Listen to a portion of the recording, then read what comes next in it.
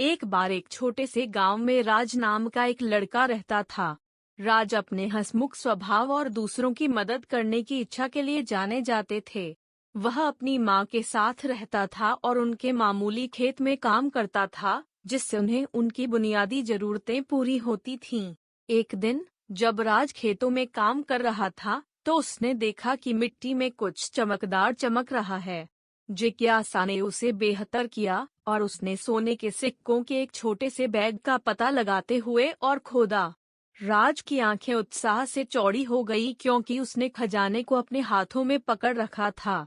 जैसे ही उसने सोने को देखा, उसके दिमाग में एक विचार आया। वह जानता था कि वह और उसकी माँ इस नई दौलत से ऐशो आराम की जिंदगी जी सकते हैं, लेकिन गहरे में राज जानता था कि ईमानदारी सबसे महत्वपूर्ण गुण है। उसने फैसला किया कि सोने के असली मालिक के पास यह होना चाहिए। राज गांव के चौराहे पर गया और अपनी खोज की घोषणा की, इस उम्मीद में कि असली मालिक सामने आएगा। दिन बीतते गए और किसी ने सोने के थैले पर दावा नहीं किया। राज की मां ने उसे इसे अपने पास रखने की सलाह दी, क्योंकि उन्हें अपने जीवन को बेहतर बनाने के लिए पैसों की जरूरत थी।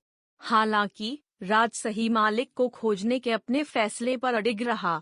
राज की ईमानदारी की खबर जल्द ही पूरे गांव में फैल गई। गांव के बुजुर्ग उसकी ईमानदारी से प्रभावित हुए और उसे पुरस्कृत करने का फैसला किया।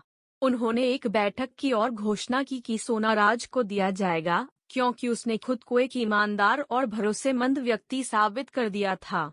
लेकिन राज ने अपने स्वभाव के अनुरूप इनाम देने से मना कर दिया। उसने जोर देकर कहा कि सोना उसके असली मालिक का है और वह तब तक खोजता रहेगा जब तक वह उन्हें नहीं पा लेता। ग्रामीणों ने उसके दृढ़ संकल्प की प्रशंसा की और मालिक को खोजने में उसकी मदद करने के लिए उसकी खोज में शामिल हो गए। कई हफ्तों की पूछताछ के बाद उन्हें आखिरकार पता चला कि सोना एक धनी व्यापारी का था, जो गांव से गुजरते समय खो गया था। जब राज ने उसे थैला लौटाया तो व्यापारी बहुत खुश हुआ। वह गहराई से आभारी थे और राज को उनकी प्रशंसा के प्रतीक के रूप में सोने के एक हिस्से के साथ पुरस्कृत किया। राज की ईमानदारी और सत्यनिष्ठा ने न केवल उन्हें ग्रामीणों का सम्मान दिलाया, बल्कि उन्हें वित्तीय सफलता भी दिलाई। प्राप्ति नाम से राज अपने खेत में सुधार करने, बेहतर उपकरण खरीदने और अपने व्यापार का विस्तार करने में सक्षम हो गया। वह और उसकी मां एक आरामदायक जीवन जीते थे, चिंताओं से मुक्त और खुशियों से भरपूर। राज की ईमानदारी की कहानी दूर दूर तक फैली हुई थी, जिसने दूसरों को उसके उदाहरण का अनुसरण करने के लिए प्रेरित किया। गांव अपनी अखंडता के लिए जाना जाने लगा और इसके लोग न केवल आर्थिक रूप से बल्कि नैतिक रूप से भी समृद्ध हुए। राज की ईमानदारी की कहानी पीढ़ियों तक साझा की जाती रही, सभी को याद दिलाती रही कि ईमानदारी वास्तव में सबसे अच्छी नीति है।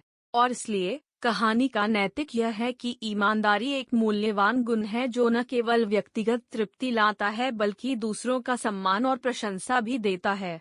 यह हमेशा तत्काल पुरस्कार नहीं ला सकता है, लेकिन लंबे समय में यह सफलता और संतोष से भरे जीवन की ओर ले जाता है।